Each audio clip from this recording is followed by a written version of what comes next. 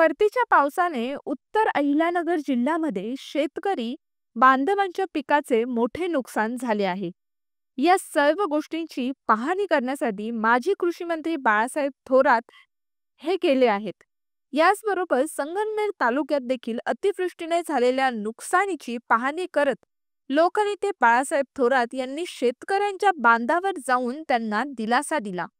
यावेळी अनेक शेतकऱ्यांना अश्रू अनावर झाले.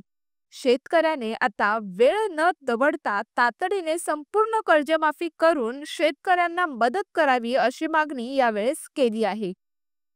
संगमनेर तालुक्यात कोकणगाव, शिवापूर, जोरवे, रहीमपूर येथे झालेल्या नुकसानीची पाहणी महाराष्ट्राचे माजी कृषी मंत्री तथा काँग्रेसचे राष्ट्रीय वर्किंग कमिटीचे सदस्य लोकनेते बाळासाहेब थोरात यांनी केली. यावेळी त्यांच्याबरोबर तालुक्यातील विविध पदाधिकारी देखील उपस्थित होते.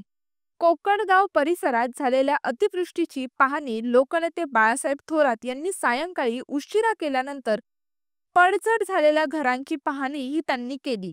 अडचणीत सापडलेल्या शेतकरी व नागरिकांना आपले लोकनेते आपल्या भेटीसाठी आल्यानंतर अश्रू देखील अनावर झाले.